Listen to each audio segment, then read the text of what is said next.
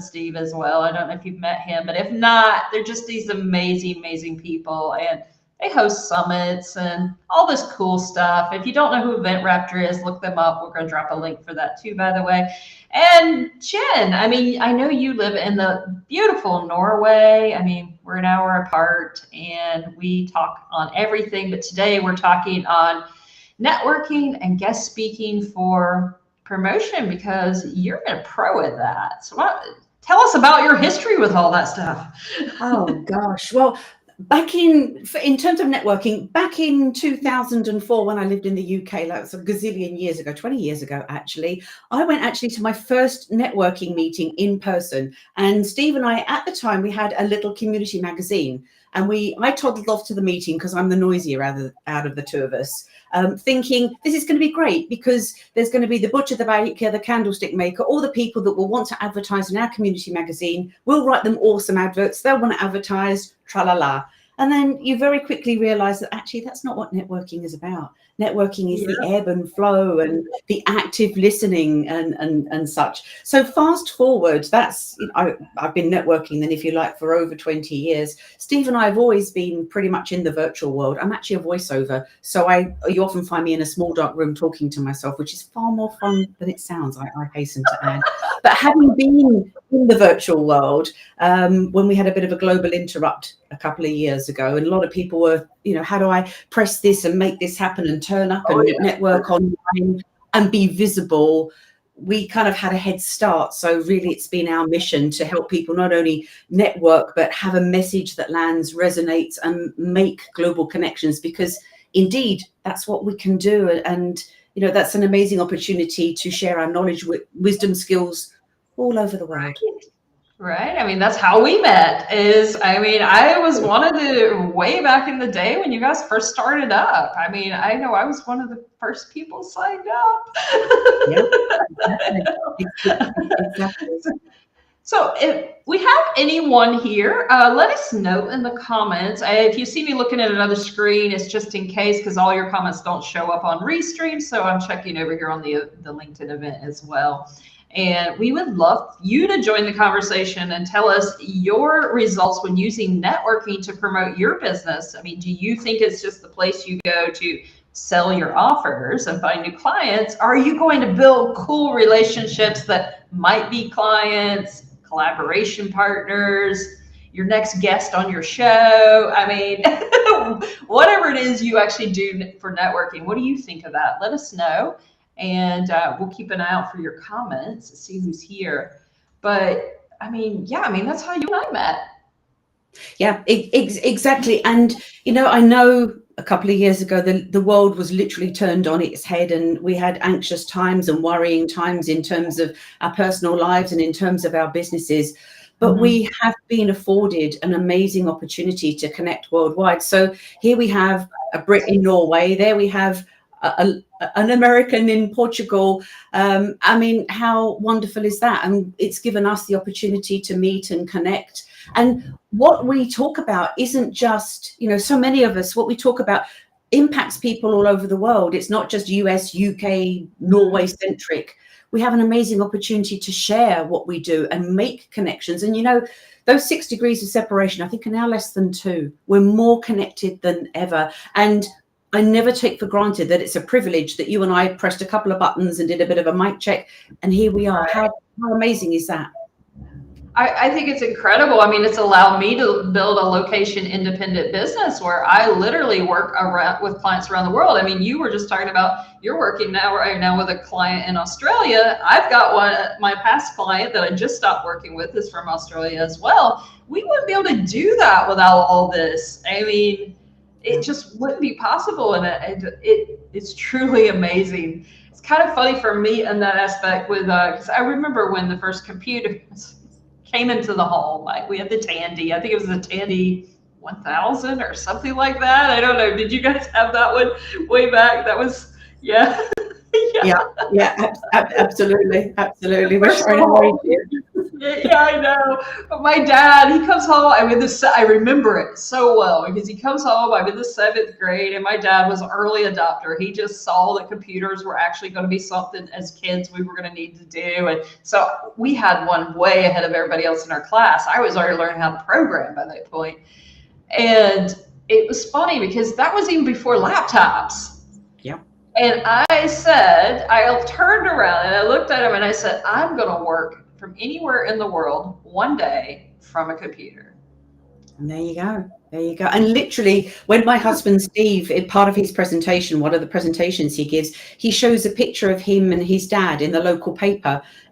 They started the computer club in a tiny little town in Norway, and there he is in his huge glasses because he's somewhat older now. But it shows the love of computers, and of course barely anybody turned up because it was a privilege to have one. But yeah, fast forward to today, so yeah.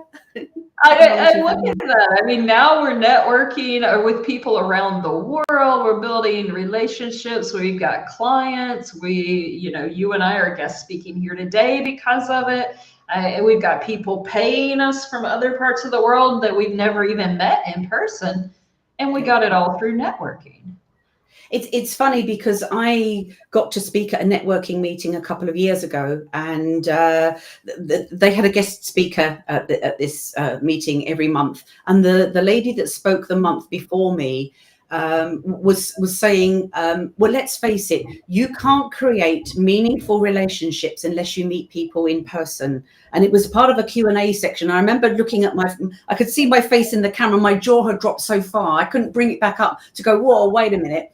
But then I thought, well, the next month I thought I need to address that. And I obviously didn't want to call her out. But at the time, I've narrated for over 70 countries.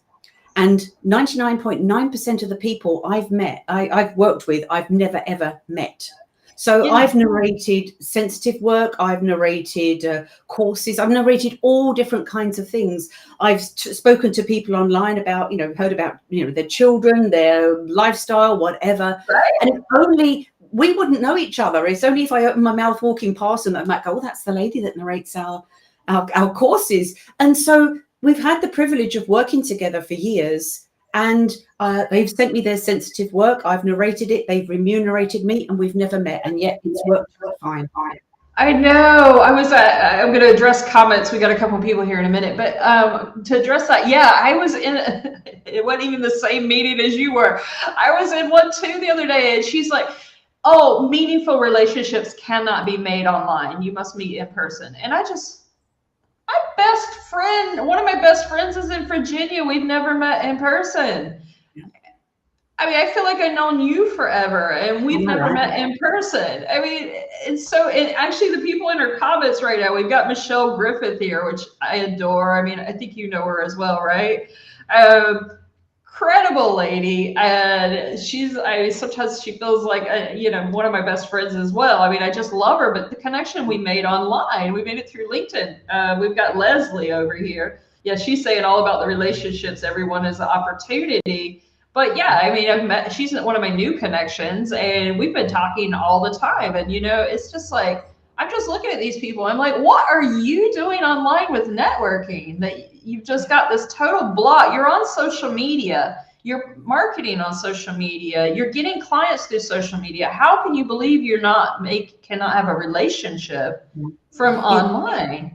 Exactly. And actually, a lot of people thrive online. In person, I'm quite an awkward person because both Steve, my husband, and I are both introverts. I'm just a situational extrovert. So in person, going to a networking meeting, if I need to pass a business card and hold my cup of tea and do the thing and show Janice where the toilets are, and I'm awful, and I'm swaying around like this because I'm not very good at that. Here, I can own my space. I've got all my stuff here, my lights, my little post-it notes. I'm in my comfort zone, and so therefore that works best for me because then you're getting the authentic Jennie rather than the awkward one that's trying to do the thing and find the seat. And, so embrace, of course, we're wired to meet people in person and online, but now we have the opportunity to do both. So go and do what works for you, but have a smattering of both. That's important.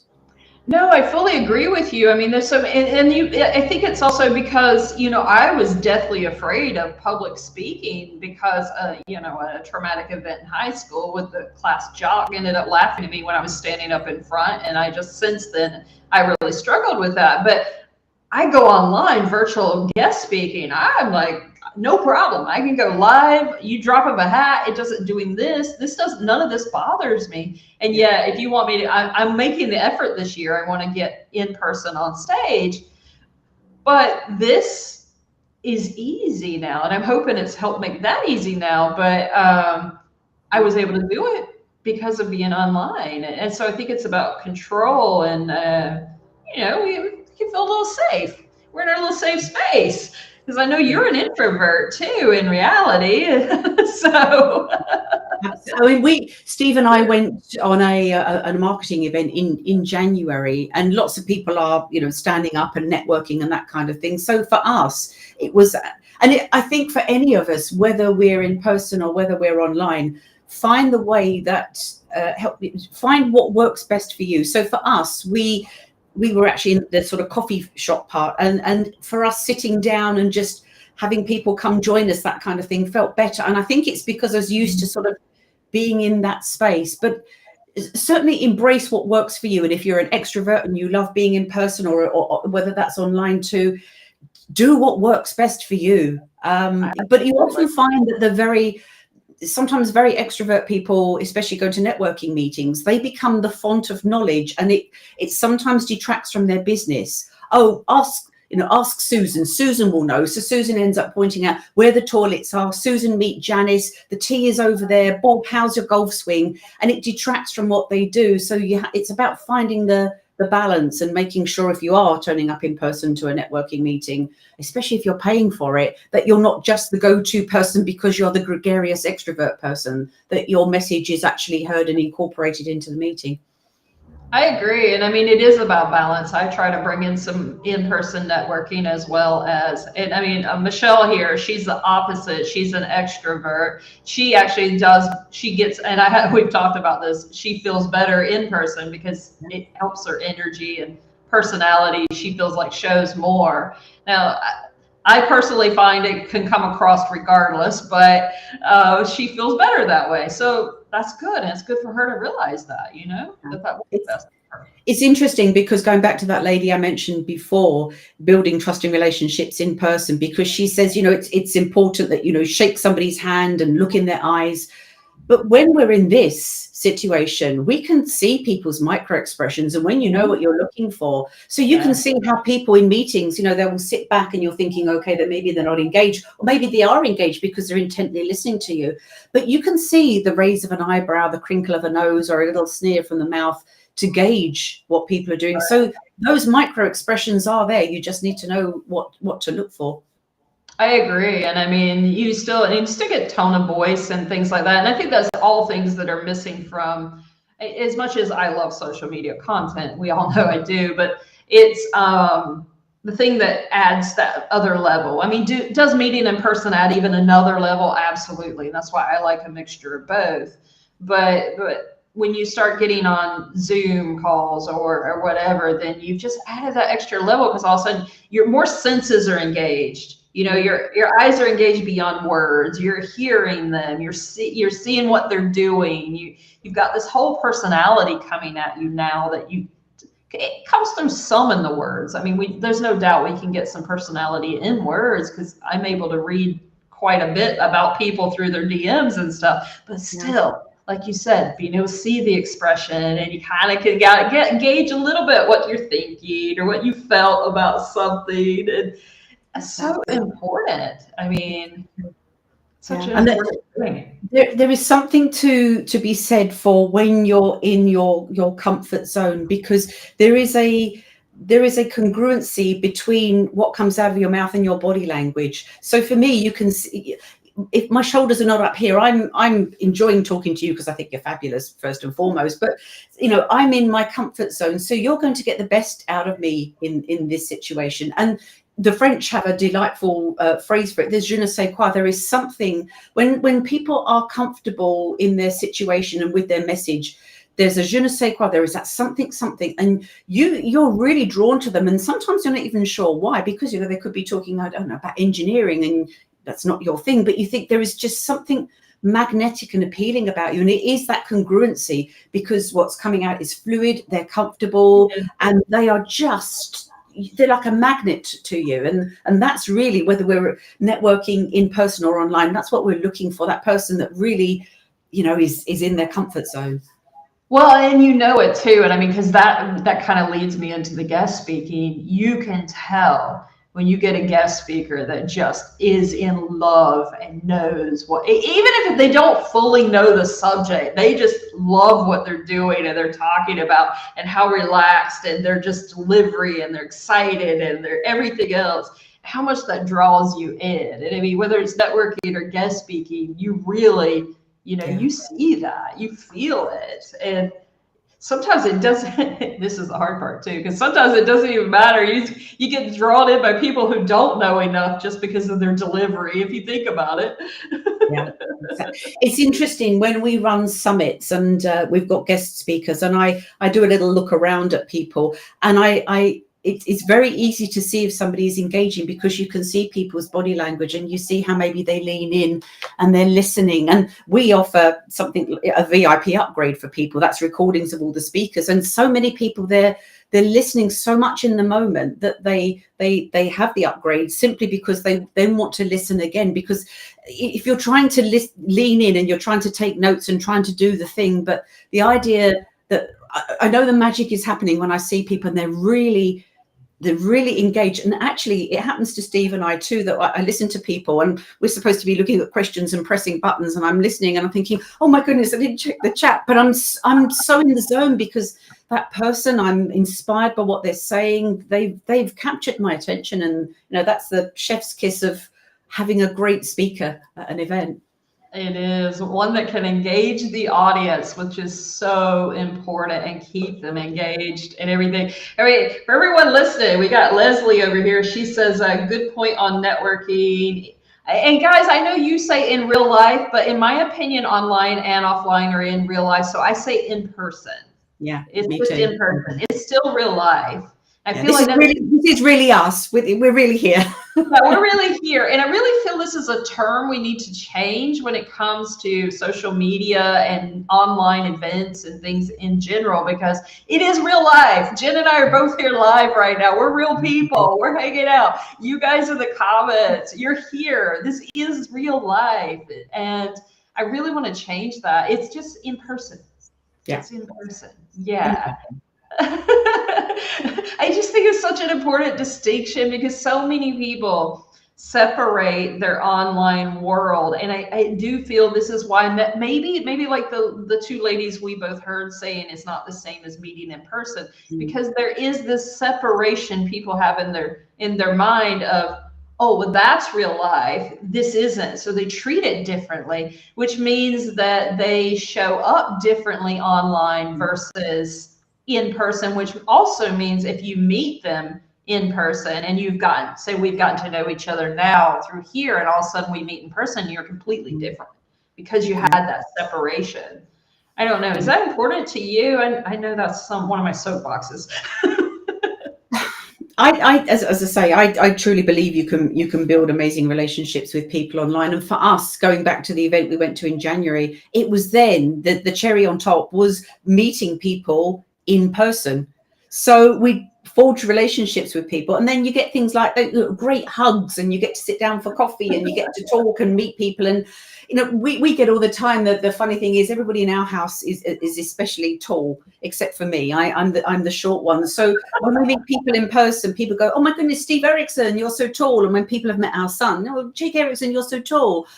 Oh, you're Jennie Eriksen. It's kind of like, yeah, I know, I'm the little ones, but it is lovely. And gosh, in January I had lovely hugs and it was just delightful. And that's why I say we're wired for both. And now we can move around again, and with international travel, and that's a privilege to do, we do get the opportunity to do that for sure. Yeah. No worries Sorry, at all. everyone. My neighbors decided to do construction in the middle of our live. I hope you all are not getting it too bad, but you see me rolling my eyes. Keep talking. I won't notice. You see me rolling my eyes. It's because it's really loud for me. It's all good. It's all good. But that's real life, right? That's an example of real life. A real life situation happening. Live. If the baby's going to cry, the dog's going to bark, the neighbor is going to do construction in the middle of a live. It's guaranteed. Absolutely. Or, you know, the ice cream man comes. And of course, if he does turn up now, I will actually have to, you know, disappear. We'll hold your spot. We'll totally hold your absolutely. spot. Yeah, Michelle says, she's like, I love changing in real life to in person. Yeah, you're 100,000% right. Thanks for saying this. I agree. Going to change my insight on this. Yeah, because it is, guys. I mean, but you know, bringing back that idea too of, you know, you want to be showing up, networking, and whether you're online or even on social media, even in the comments, you do want to be showing up as you. Not somebody else, because I met someone not too long ago from LinkedIn. This is funny. I have to share this story. So this is one of the guys on LinkedIn today that he posted. He said, everybody who says, oh my God, somebody recognized me on from LinkedIn in the real world. And he's like, I said, so what are you doing? You're saying that? And so everybody says that's lying, because that's what he said. He's like, they're all, he said, they're all liars. And I'm just like, I just had that happen to me a month ago. I was at an expat event and this lady comes up to me. She's like, oh my God, you're Heidi. I recognize you from LinkedIn. And I'm sitting there looking at her. There was a point to this besides beginning to tell everybody I met somebody in the real world recognized me from LinkedIn. But I'm just looking at her. I'm like, who are you? And I'm like trying not to be rude because I didn't recognize her. And then we realized her photo was completely different. Her personality was like nothing like she was in the comments we had on LinkedIn and all of this. And here I'm getting to meet her in person. And it's just like, I don't know this person. Yeah. Total disconnect when you're networking. I mean, complete disconnect at that point. See, you've just touched on one of my pet peeves, which is, because whether you do this online, whether you turn up in person, turn up as you. So many times you see pictures of somebody, they've probably gone to JCPenney and, they've done the 27 photos for whatever. And then they turn up online and you almost feel yourself do that and then your brain is going, that is the right person, isn't it? We all get older. We all, have clothing changes. Maybe what we wore in corporate England or corporate America is not what we wear now online. Embrace you. Again, it ties into that congruency and building that trust. Because if somebody has to take a moment to think that, oh yes, that is that person, just be you, Well, and I don't think people realize this too. I mean, yeah, this is soapbox topic for me as well, because I'm always like, okay, you were gorgeous 10 years ago. You're gorgeous today. Change your headshot. But embrace loving yourself now. But it goes back to, if there's a disconnect, it doesn't matter. It's still a nice person. Yeah. A lot of people don't realize that disconnect triggers something in the brain of the other person that, oh, there's something not right here. And it doesn't even matter. It affects the trust level. Yes, it does. Of how much they're going to trust you. Because at the same time, they're like, well, I don't recognize this person I thought I recognized. And not only that, then is a little bit, it doesn't matter how nice the person is. It doesn't matter how much great the experience was you had at that point. There's still a little bit, they weren't honest. Yeah, exactly. It's a tiny little, millisecond, but nevertheless, it's just a little seed that goes in. And we, as I say, we do change. I was at an event a couple of years ago, wearing shoes, and my feet hurt, so I took my shoes off, and this lady said to me, "You're so brave." I'm not. My feet hurt, but there's no point in my standing there with this look on my face, looking like I've eaten a sour orange or something because my feet were hurting. I'm a better person when I took my shoes off. So I took my shoes off. I love it. I love it. And I can totally see you doing that too. I mean, I'm the same on that. It's like, yeah, why are you going to sit there and be so uncomfortable? Because it's going to show up in your face. The thing is, it made me even shorter than my husband. I wasn't even remotely tall enough with high heels on, but it was just kind of like this. What's the point? Because, I'm here to meet people. You're not getting the best of me with my feet hurting and my face showing it. So, what are you going to do? Nobody threw me out, so it was okay. I think it's awesome. I mean, it's not like you're the guy there propping your feet up on somebody in the airline or anything. Let's see. No, not at all. Leslie, in-person adds a new layer to online relationships. Excellent distinction. Yeah. What do you guys think? Does meeting someone, say on social media, you feel like you got to know them, or you met them virtually through a networking event, and then, or saw them guest speaking, and then you meet them somewhere else and they're not the same? How do you guys feel about that? Let us know. I mean, does that create that little bit of not so great for you, or do you just go with it?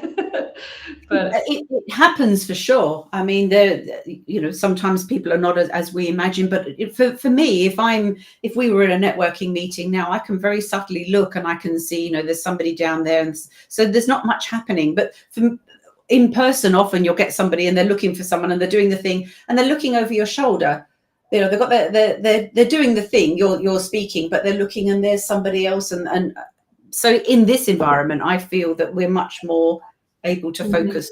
But you do you. At the end of the day, we have the opportunity to do both, and even hybrid as well. So just go do what works for you. Absolutely. But be yourself while you're doing it. Be yourself and embrace yourself, and wherever you turn up, whether that's online or whatever, have a message that is comfortable for you, that you can relay in person or you can relay online, because people will be attracted to you and your message. But yes, so if you meet me in person, you will find me doing this, because I can't stand up straight even on bare feet. Don't ask me why. It's got a big story here.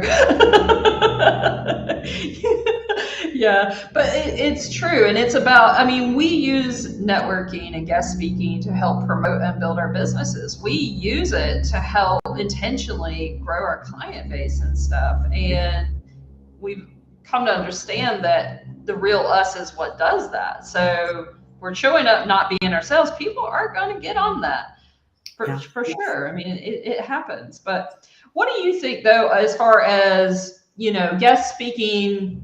We're using it to promote our events. What's the top tip that somebody needs that you would share on using guest speaking to promote your business? In terms of it comes full circle, being yourself, delivering your message in a way that is relatable for people. We often have people, when they speak at events, they add some context in terms of their personal journey. And often when we see speakers, we're very intimidated because they look great and we've heard of them and they're super successful. And of course, then we get intimidated and think, I could never do that. And then you hear a little bit of their personal story as they tell you how they got to that point, that maybe they lost their home or they were widowed or something happened. And that's when, as I say, with the micro expressions, you see people thinking, oh, there's that speaker. And then they'll talk about that. And you'll see people and you think, wow, you're on the journey with them in terms of the story. So it's important to add some personality to what you're talking about and make it relatable. There's no point in delivering something in a way you wouldn't do it, because, as I say, that incongruency will bite you in the bum, as us Brits say.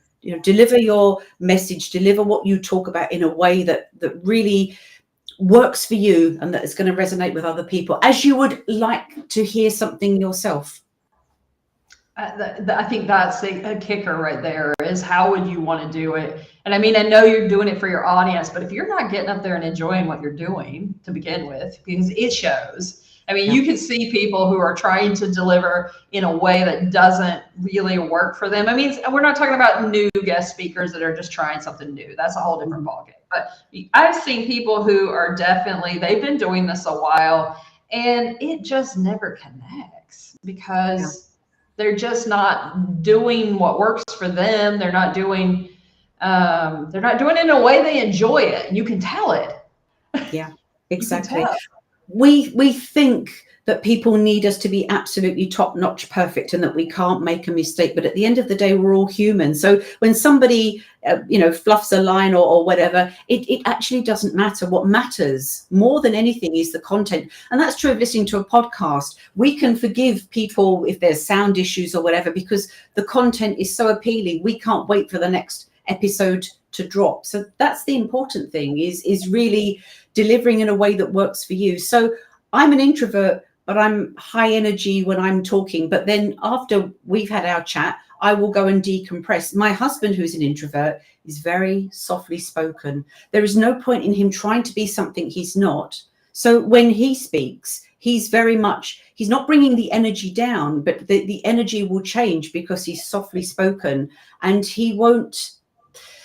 For example, if you were to, I'm going to digress here a second. If you listen to two people who do the same thing at a networking meeting, so let's digress for a moment, and they're both accountants. And one of them is going to say, I'm an accountant. I don't want you to pay a cent or $1 more than you have to. I will fight the tax man for you. I will do the thing. Now, some people will go, that's my accountant, because they're going to champion me. Wow, that's so appealing. You might get another accountant say, I'm going to work really hard for you. I'm going to make sure everything works and all your figures work. And when you submit and for some people, that's going to be their person, because their energy is different, but they perhaps feel more approachable. We're not one size fits all. And so when people go to networking meetings, there's somebody who does what I do.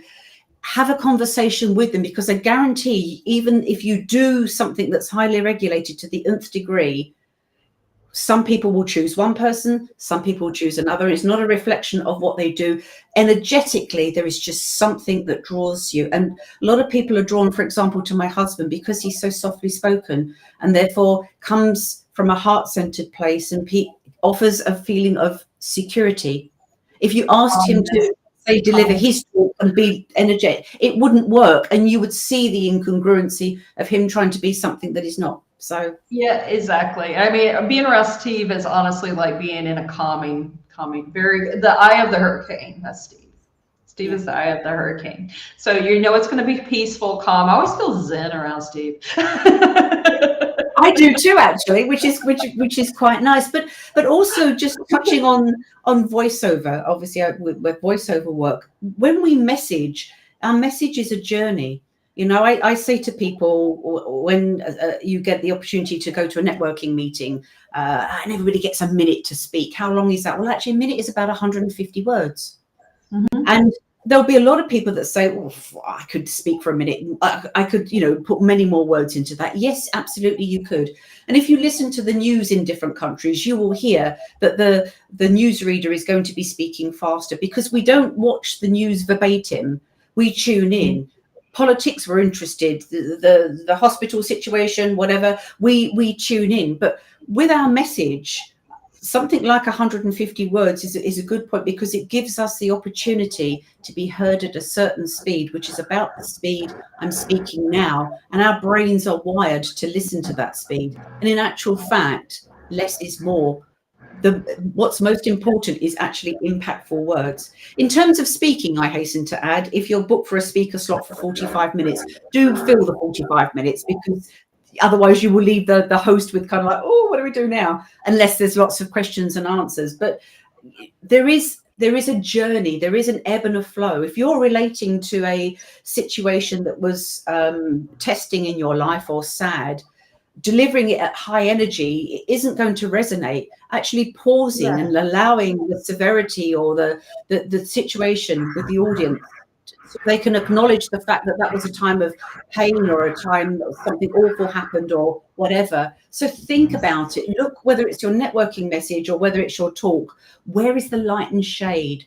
Where do you add a pause? As humans, we want to fill a pause because we think this is really awkward. Silence is bad. It's not. Exactly. But silence actually allows us to think and for something to really sink in. Well, not only that, I mean, you bring a great point to that because, oh gosh, sorry, it's getting loud again. You make a great point though with that, because if we don't, so this goes into buying and selling. I mean, people buy emotionally first. So if you don't allow it to sink in and give them time to feel the impact of what you said, yes, you're also wanting to emphasize it was impactful on you, but you're wanting to give them time to actually feel it, because your goal is, if you're guest speaking, you have some potential goal, of course, I would hope. If not, we need to talk. But even with networking, again, hopefully you have some type of goal. If not, we all need to talk. But yeah, you have some kind of goal for it. You have some kind of purpose for it. And if you're not allowing people to feel the thing because you're rushing through it, then you missed your impact. You missed your chance. Literally. And, you know, silence is important. We often think that if we're selling something, we have to talk and talk. And I've even got my little examples here. You know, you go to a networking meeting and somebody's talking about the things, and then there is this thing, and there is that thing, and you've got this, and if you get that, you get this, and if this, and it's paraben free, and it's cruelty free, and it does the thing. It doesn't matter. I have to have some moment to think, does this stuff do the thing because I have a skin situation or whatever? I need the time to think about it. You know, does it do what I want it to do? And I think when people overwhelm us, especially introverts, we're more likely to walk away. If you just leave us the heck alone for a minute and just give us extend a little bit of grace and a bit of silence, it gives us time then to think. And if you think about the psychology of selling, even if you go to the timeshare industry, you've got the person that shows you around, this is wonderful, etc. Then you've got the table thumper at the end, and then when they've done their thing, they stop talking, and they stop talking because we then are processing it. But that's often how people talk themselves into something, because, you know, should we raise the kids' college fund to buy this timeshare and stuff? But silence is important. And, you know, I wouldn't advocate mic dropping, being a voiceover, but it is a mic drop moment. It is that moment where you just extend that silence to let something resonate. No, I fully agree. And I mean, that is hey, I'm guilty of this one. I'm used to fill in the space and things like that. And I've really slowed things down over the years, but because nerves used to get in the way. I used to okay, let me get it out there before I forget what I'm going to say. Okay. But I have learned even, especially when you hit the pitch point, you've pitched, stop. Yeah. Let them absorb it. Give them a moment. Exactly. Then you can start back talking if it's still your stage, or you can open up for questions at that point, your choice. But it makes so much of a difference when you slow it down. And I mean, we get excited because I know you and I, we can get pretty rapid because we get to talking and we get going, but it is different when you're guest speaking. It's different when you're networking. It is slow it down, let people have a moment to absorb things. And I think that's so powerful because it's going to equal better results. Exactly. And, you know, networking is not about selling to people in the room. You know, you're not necessarily going to find your client. When we go to networking meetings, we're a conduit for other people. We're a connector. And I need to be able to hear something and for somebody's message to resonate with me in order to tell somebody else. So if somebody comes from a high energy point and I think, well, what you're doing is great, but you're not a good fit for somebody else, I'm not going to continue that on. So we need to think that whenever we go to a networking meeting, we're there to actively listen to people. And that really messes with a lot of people's heads because I'm going because I want to sell that stuff. That's why would I go? Well, you have to trust the process. The process is you go to actively listen to see how you can help the people in the room, because then in turn that comes back for you. Just got to trust that. You've got to trust the process. Otherwise, you're just seen as, here they come again. They're going to word vomit over everybody. They're going to shove their thing in people's. They're not listening because they're then on their phone and everybody else is doing the thing. Or screen off. It's about being collaborative and being a giver in order to be a receiver. It is. Getting clients and all that kind of stuff is the side effect of it all. And people don't, I mean, you're right. I mean, this is one of my pet peeves is people show up with only the idea they all, especially virtually, because obviously we can't do this in person, but they only show up, they only turn their camera on when it's their turn to speak. And everyone, I'm not talking about if you've got a legitimate reason to have your camera off. That's a whole different ballgame. We're talking about the majority of people with cameras off, and they literally only turn it on at a networking event when it's their turn to speak, and they immediately turn it right back off. You're missing your opportunity, because we're watching everybody sit there. We're watching your reactions. We're watching what you're doing. If you're doing anything, be in the comments, talking to people, encouraging them, cheering them on. Instead, make an impact. Be there. If you decided to network, be in the room, because you're there to achieve a purpose.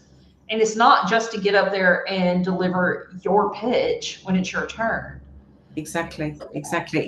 It's about being present. And actually an event we went to, Steve and I went to this week, when there were people giving presentations and talking, the organizer of the event actually called people out and said, this is your opportunity to listen to this person. But I can see in the chat somebody's going, oh, I live in wherever it is. Oh, me too. I once went there. You know, that's not what the chat is for. This is for you to engage with the person who's taken the time and the trouble to come along and to present to you. And you can chat afterwards, but you need to be actively listening.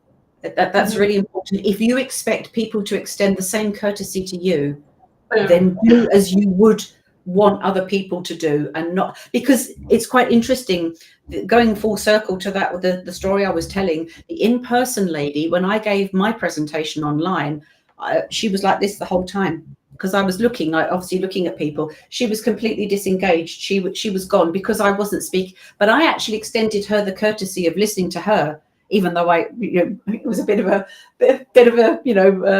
pet peeve of mine in terms of what she said. But I did at least listen, and by listening, I could tell whether I agreed with her message or not. But she was completely tuned out until it came to everybody wrapping up at the end, and then she was back again in all her glory. That's not a giver. It doesn't matter that it was me. That's not somebody that is a giver. They are somebody who is a taker.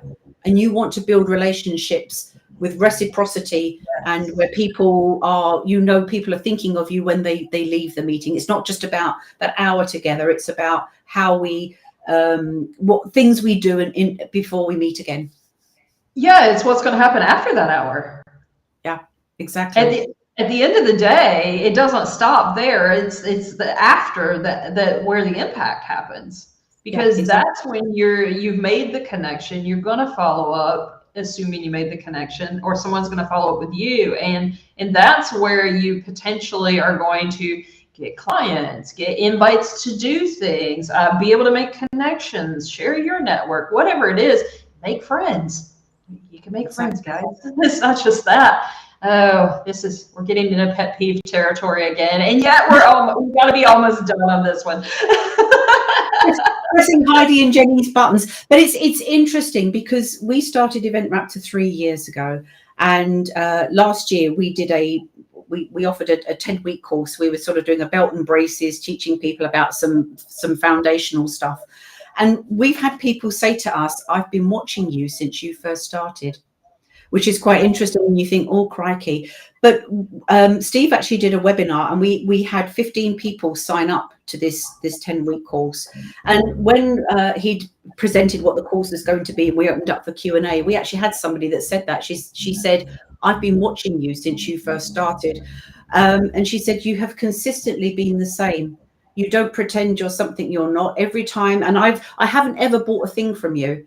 I've been part of all the free resources in your community. I've never bought a thing, and yet I feel as valued by you as somebody that has bought things from you. But I'm going to buy this course because I love your energy and I love what you talk about, and I want to learn this stuff. And then we had a ding, more people going the same. I felt the same, etc. So be sure, I guess the biblical saying is, be sure your sins will find you out. If you're something that you're not, then people will realize. And nobody wants to be that person. Well, you know, online they're all smiley, smiley, met them, and then, oh, they were just so different. And that's what happens in person, is when you meet somebody in person, often if you watch them afterwards, you can see how they act, and perhaps, you know, stepping onto the stage and doing their minute or whatever is not the same as a person. You want them, the continuity of the person throughout, even if they're not pitch perfect or gregarious or whatever. The essence of the person, how they are in their private life, as how they are in their business, it's super important.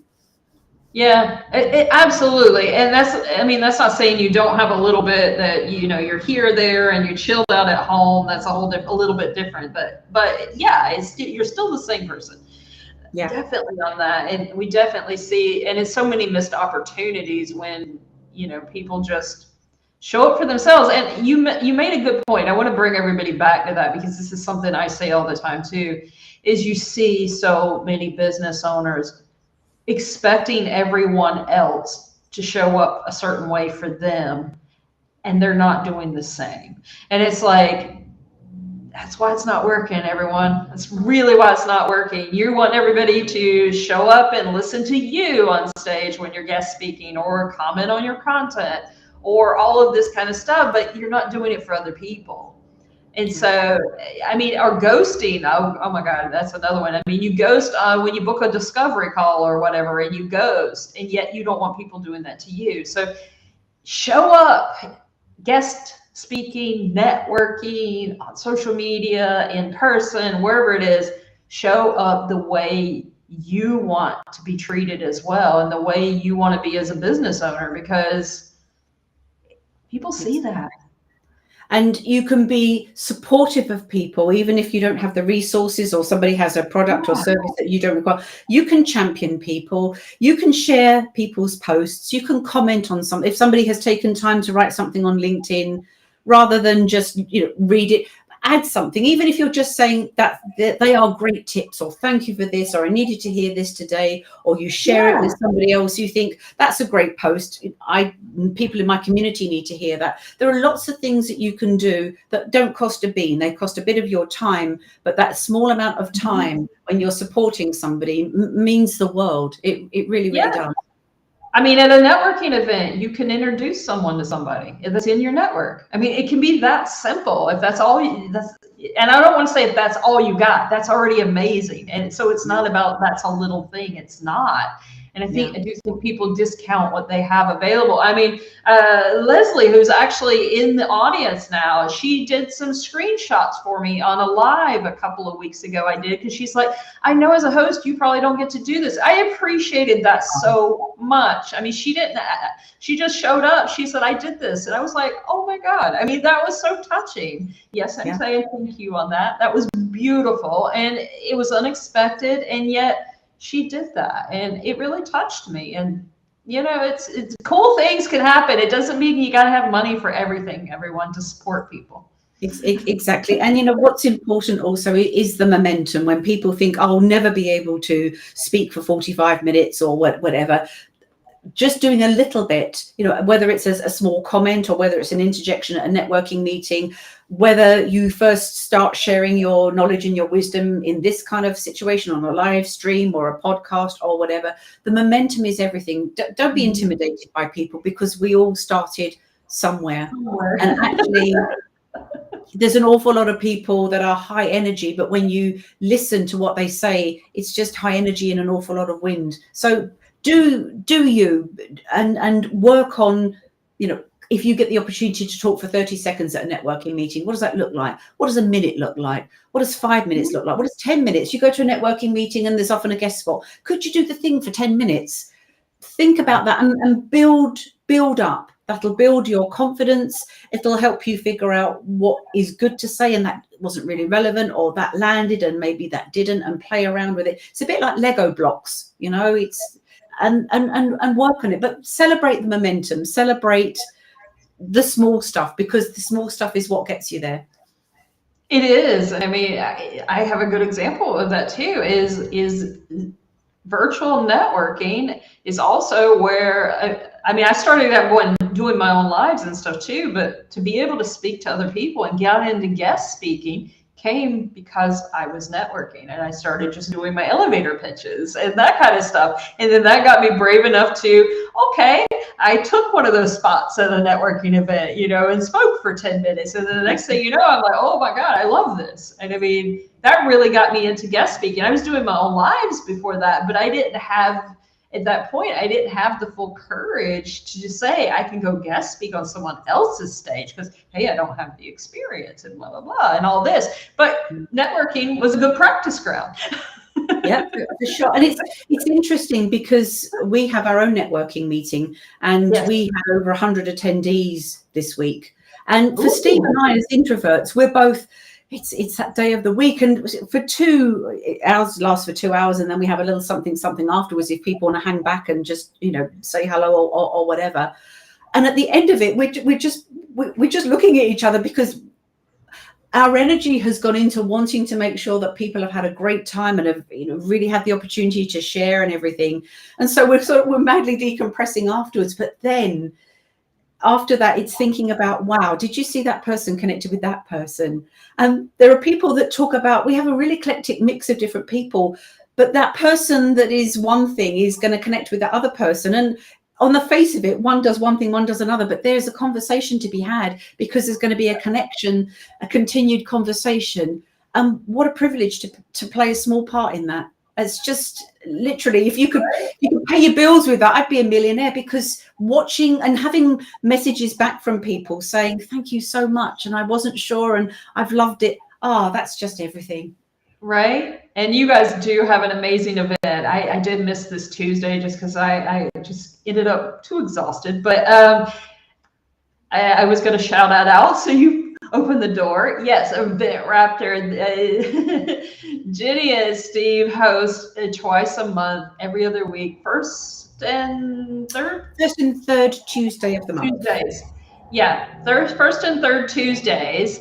I'm going to be dropping the link for that for EventRaptor as a whole. If you're even thinking about getting into guest speaking, it's good to go ahead and get on there. It's a summit platform. There's a place where you can go see about guest speaking for people. So we're going to drop the link for that. But you also, when you sign up for that, you'll get notified of the networking events, which are incredible. I went to my first one, I guess, 3 weeks ago. It was my first one. And completely amazing. So totally recommend it. You guys have to sign up. Thank you. I mean, it's free to attend. We've got our speaker directory. You can be in that for free. You can be in the Facebook book group for free, the networking meeting for free. And it's quite interesting because people say to us, why would you run it for free? Why do you not monetize it? But the idea is that we want to build community. And whether it's an online or in-person community, we're coming full circle with all the things we're talking about. Community is everything.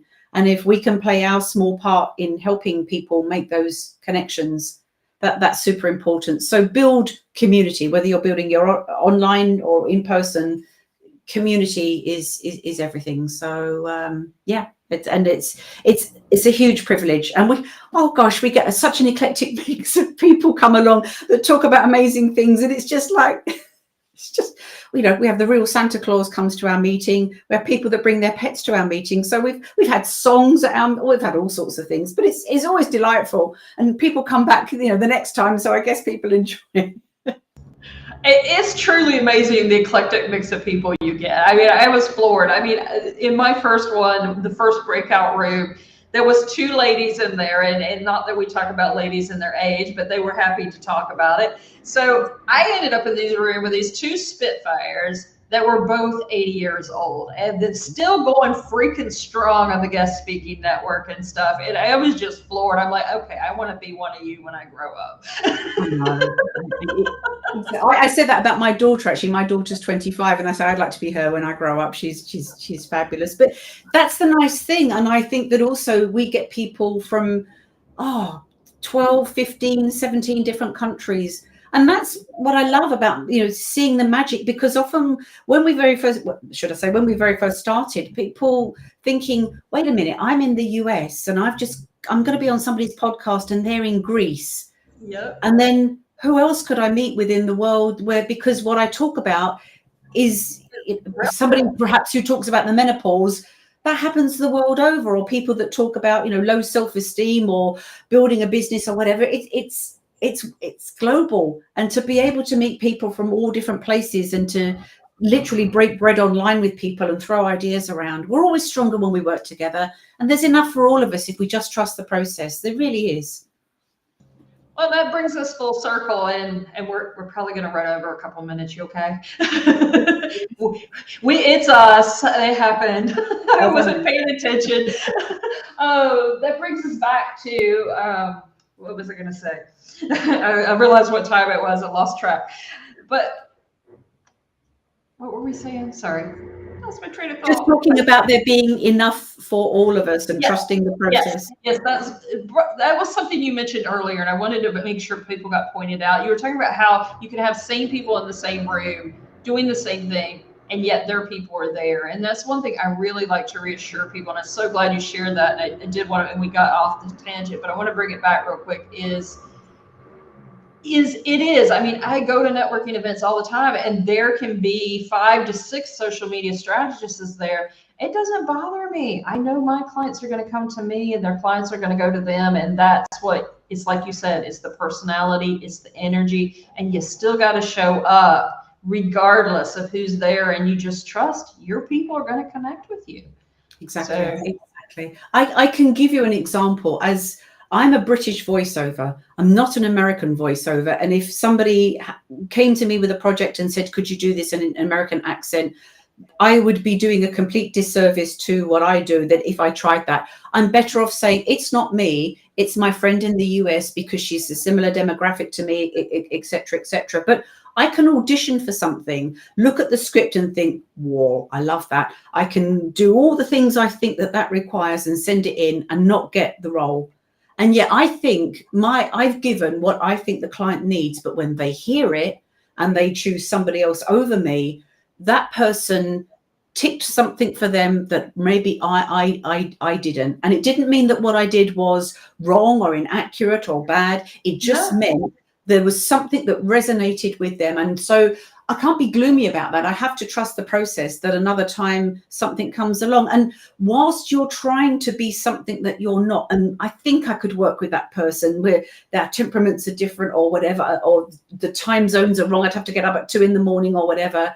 You're letting your ideal opportunity go by. You're better off being the bigger person going, that's great. I understand what you need. That's not quite what I do. But somebody who does something similar to me, I'm going to connect you. Which for some people, when they have that scarcity mindset and they want everything, it's kind of like, why would that person, they do that too. But it's better to work with people and provide something that is in your wheelhouse of expertise rather than try to meld yourself into something that you're not. Because at the end of the day, often it doesn't work out. And then, somebody's good, oh, well, I tried to work with them. They were rubbish. And, those people often with loud voices and, maybe have a platform. You just weren't a good fit. So trust the process. Amen on that one. Now I have to ask, can we hear your American accent? No, I'm British. Oh, come on. I'm being naughty, people. I'm putting her on the spot. The fact of the matter is, our daughter, our beautiful daughter, she's doing her master's at university. She's she'll be an environmental biologist. Our daughter can snap between different accents all the time. In actual fact, when she was at home and I had things to narrate that needed characters, like the hedgehog or the piglet or whatever, I would give her a list of things to do and she'd do all the hedgehog's lines or whatever, American accent, Scottish accent. And even now, even though she's been at university all this time, I still get emails through, is Pia available? And I say, no, she's not, but I am. It's kind of like, oh, okay, well, no, not really. Because she can do it. I stay in my lane. I know what I can do. I do narrate quite a bit for Australia. I have to think, actually, when I narrate for Australia, because the inflection is slightly different, because British people, we go down at the end of a sentence and Australian people go up at the end of a sentence. So I have to think about that. But no, you wouldn't want to hear it. I had to. I'm sorry, Jennie. I'll do it for you afterwards. that too. All right, everyone, we've taken up enough of your time, so we're going to drop the links for EventRaptor. Also, I'm running a networking event now. That was a total goal and dream that come true. I think it was fabulous. I'm doing my first one, and we're going to have another one on June 26th. So make sure you're signed up for both of them. Amazing people, all of them. Yeah, they're both free. I'm with Jennie. I'm doing it for free. I mean, I've got reasons, the same, building community. And I also just know it puts me in contact with more people I might not have met. So it's totally cool. I mean, it's just what we do. So show up and do those and get signed up. We'll drop the links for both of them. And thank you so much, everyone, for being here. Thank you, Jennie. Amazing conversation. I knew it was going to be. And everyone who was with us, we appreciate you. So grateful you were here today. Your questions. Everybody's watching this later. Hashtag replay. Drop your questions or comments. We will show back up and comment to them. Jennie, you want to leave us with one quick final thought? Oh my gosh. I could think of several. Actually, isn't it a pleasure? See, just coming full circle what we were saying, had we not been online, I never would have met you. And what a shame, because this has been, first and foremost, for anybody who doesn't know, we've only met recently. I've heard of Heidi for ages. We've only met recently. We met for a meeting the other day to find out what Heidi does, to find out what Jennie does. We didn't do any of that. We spoke for an hour and a half nearly about life, the universe and everything. But often, that's how relationships start, that it's not about turning up and selling your services. It's about getting to know people too. And that was lovely. So I was only sorry that we had to stop our conversation because we had other things that we needed to do. But that's the wonderful thing, explore meeting other people, go different places, and because you can with a touch of a button and technology. And a zillion years ago when I was a kid and people emigrated to Australia and you wanted to speak to Auntie Julie who was there, your mum would give you the phone and say, you have 10 seconds to speak to Auntie Julie because it's going to cost £400. You go, hello, Auntie Julie, I'm doing great at school. But now we press buttons and we show up all over the world, and that's a privilege. And use this wonderful privilege and make those connections with people, because look, new friend, how lucky am I? Yeah, I mean, we're even talking about plans for them to come to Portugal and us to go to Norway. I mean, that's how great it went. And so that would not have happened if we had not hit that button and reached out and connected, and even us here today. So guys, I hope we take this as inspiration for getting out there. Come join our networking events. There'll be safe places to get you started. We also have opportunities to hook you up with guest speaking areas. So, so make sure you're out there doing it. Thank you, everyone, and have a brilliant day. And we will see you next week, same time, same place.